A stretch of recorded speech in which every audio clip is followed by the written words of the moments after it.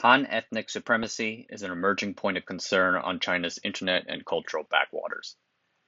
I've seen a bit of this attitude in a few comments posted on this channel before, and at first you might want to just dismiss it as a bunch of crazies chattering, but to do so I feel would be a serious mistake. These are real people expressing their real views. In this video, I want to talk a bit more about this troubling new Han supremacy trend. So let's start with the basics. What does it mean to be Han? Now that's a tough question. It's quite similar to try and figure out what it means to be white in America. Italians didn't used to be considered white when they came to America at first. Neither were Irish. How about Jewish? But times change and it is now mainstream to call them as such. And just like with the definition of what it means to be white in America, Han ethnicity is subject to the times and whims of the current era. To be Han is not to talk about just a distinct nationality or ethnicity or race, but instead to talk about a constructed bundle of different items all grouped together. Do you have Confucian values? Do you follow certain rites? No one question qualifies you unconditionally. So it's kind of a I know it when I see it kind of thing. The existence of sub-ethnic groups like the Hakka, the Cantonese, and others is very proof of this. Han supremacists dispense with that nuance and see Hanness as a single mono-race. I quote from one such site's constitution, Han people are the core race in China. The interests of the Han race are one in one with those of China. The Han are described as having 5,000 years of direct racial inheritance, and their blood is one of the purest in the world. Well, gosh, I don't even know where to begin with this. I talk a bit about it in my other video, but the reality is that Han people are genetically a deeply intermixed breed. They have been mixing for generations as they migrate from one part of China to another. It is kind of like that, actually, for all of the races around here in the world, the Han more so than usual. We are a race of interbred mongrels. For over the past 1,000 years, China has been ruled longer by foreigners than it has been by members of its Han people. Han nationalism helped topple the Qing dynasty and place both the Republic of China and the People's Republic of China into power. Centuries of ethnic minority rule by the Manchu people has grated against the Han majority. Chinese elites seeking to gain power would rail against the quote-unquote furry and horned Manchu people.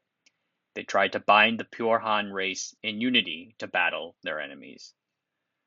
But when the ROC came to power, Sun Yat-sen realized that continued feelings of Han supremacy would eventually divide the country. Other World War I era empires with significant minority populations like Russia and Austria-Hungary were splitting up at the time, and Sun wanted Qing-era China to avoid the same fate. Thus, Sun and fellow founders of the Kuomintang Party promoted racial harmony as a core tenet of ROC rule. This was personified in the five-colored flag of the Republic of China and the principle of the five races under one union. Other times, the ROC advocated the idea of a single unified Chinese race, Zhonghua Minzu. But Han ethnocentrism continued to be a lingering issue for governance and the suppression of the ethnic minority, a major social problem. The Chinese Communist Party drew outsized support from China's ethnic minorities. Disillusioned about where they stood in the Republic of China, they disproportionately supported the Communist Party. It is thus one of their more critical constituencies. Also, Mao Zedong personally held very strong views on the value of China's ethnic minority. I quote from an April 1956 speech he gave. All through the ages, the reactionary rulers, chiefly from the Han nationality, sowed feelings of estrangement among our various nationalities and bullied the minority peoples. Even among the working people, it is not easy to eliminate the resultant influences in a short time. So we have to make extensive and sustained efforts to educate both the cadres and the masses in our proletarian nationality policy and make a point of frequently reviewing the relationship between the Han nationality and the minority nationalities. If the relationship is found to be abnormal, then we must deal with it in earnest and not just in words. So the PRC pays a lot of attention to ethnic minority and racial harmony issues. They have ideological and practical reasons for doing so. And the CCP is not known for its gender equality. The vast majority of its higher ranks are men, but they have done an admirable job of finding and promoting high-performing cadres from ethnic minorities. The CCP helped create and codify China's ethnic minorities in the first place. In the 1950s, teams of people were sent out to locate, classify, and protect non-Han ethnic cultures. Thus, they created the 56 separate nationalities. The People's Congress then crafted a series of affirmative action policies and preferential treatment to help China's minorities get on an even level with the Han majority. Some of these benefits include regional ethnic autonomous states within China, dedicated museums, parks, schools, events, and authorities, preferential treatment in China's national testing exam, or the Gaokao. Minorities in Western China, for example, require only 200 points, while Han people need 500, and very significantly, an exception to the one-child policy. I do want to add that a few of these policies are reflected in Taiwan as well. If you are a member of a recognized Aboriginal tribe, for example, you get similar benefits in your college exam. These affirmative action policies were introduced because significant gaps do exist between ethnic minorities and the Han, same as there is with white and black America. An income, wealth, and employment gap have persisted over the generations. In a country already as unequal as China is, this can cause major issues. But the policies appear to have not helped in closing those generation gaps. They persist, and instead have largely succeeded in cultivating resentment from the Han majority. The Han see it like this. The Han majority are the crucial driver of the Chinese nation and its glorious history. But at the same time, they have not been treated the same as the ethnic minorities. In fact, they are seen as part of the problem. Is that not fair? Such views have found strong adherents in dark corners of the Chinese internet. Dozens of these Han culture forums and websites have emerged in China, Taiwan, and the overseas Chinese diaspora. A famous one was hanminzu.com. Now it's closed. They advocate the revitalization of certain aspects of Chinese Han culture, rejecting others for their non-Han origins. For example, clothing. Netizens cringed at the idea of China encouraging the wearing of Qing-era clothing like the Manchu qipao or the makua, the horse jacket. They instead advocated for the Hanfu clothing worn before what they called alien rule, before the Manchu conquest of the Ming Dynasty.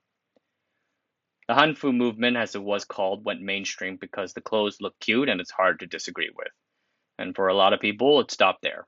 Just nice cosplay. Just people in China and abroad looking to better connect with their culture. But the Hanfu movement and other sites promoting Han culture eventually would serve as a gateway drug for harder versions of Han supremacism. Han ethnocentrists seem to hold a special dislike for the Manchu people.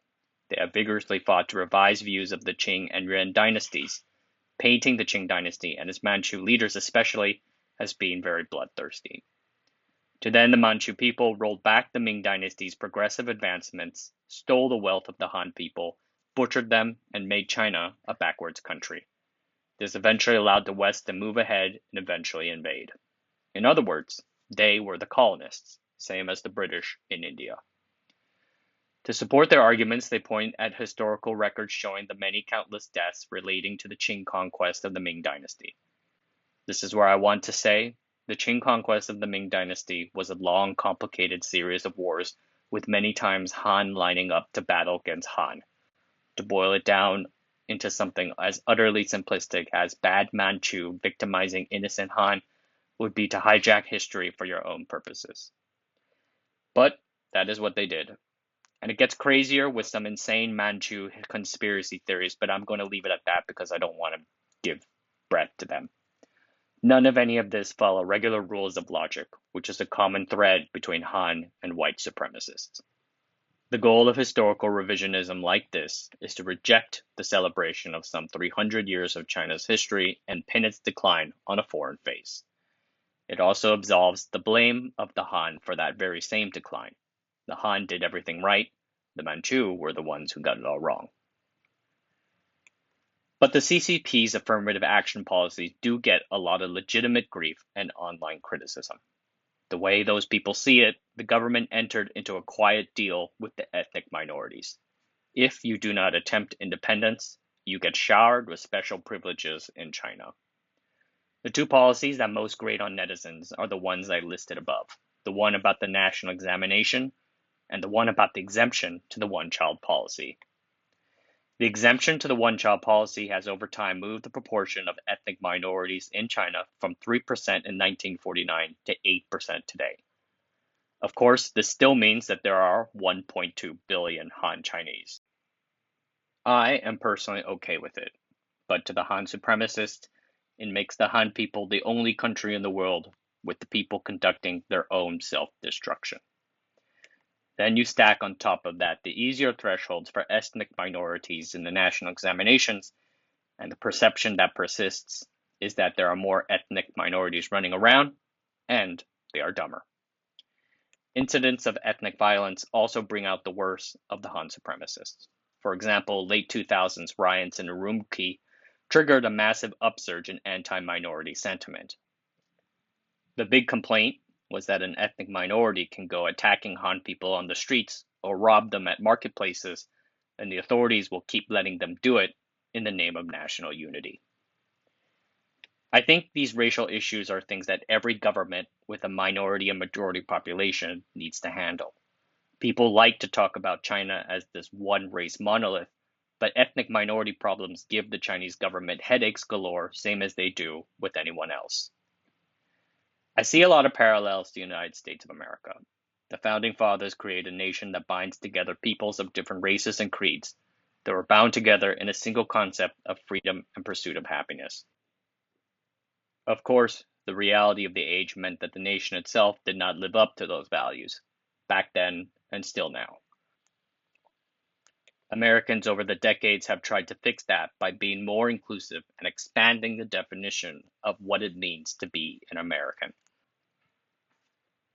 But then there is a darker school of thought that strongly believes that America and its success is built on top of Christianity and exclusively Christian values. And then another school of thought that goes even further and argues for American white ethnocentrism. The Chinese nation faces its own flavor of this problem. You have one school of thought that advocates inclusiveness. You can be accepted to be part of the Chinese society and even the Han race if you practice the values and the rights of Confucianism, for example. China is a nation of many races, and we are all in this together. But then there is a darker school of thought that advocates that there is an inherent gap between the Han people and the barbarians, a label with deep historical significance. To them, other races are born barbarians, their blood is barbarian, and that is good as that. To attempt to assimilate them would be a fool's errand. And like I said, it's not just a China problem. These sites are all over. They are in America, Hong Kong, China, Taiwan, and anywhere else Chinese live. But the problem is most troubling in areas with significant Han majorities. And China and Singapore are the only Han majority countries with substantial minority populations. In China, the government has attempted to dodge these concerns and foster cross-ethnic unity by creating a feeling of us of China versus them of the West, by making all Westerners foreigners and encouraging an acceptable level of anti-foreigner energy. It can help suppress the feelings of Han supremacism. And it will probably work, but I am not sure how healthy of a tactic it can be in the long run. All right, everyone, that's it for the essay. And I really am going to wonder what you guys will think of this one. Han supremacism, I think there is a tendency to be like, oh, it's just this niche group of people, or it's niche. It's no one, just regular internet keyboard warriors are thinking about this. But I think it's a serious problem because of its widespreadness. And I think because so many of the government are focused on other things, or they themselves are Han, it's easy to get seduced by this sort of creed to say that, oh, you are part of this supreme race. It's something to think out about. It is. All right, everyone. Have a good night.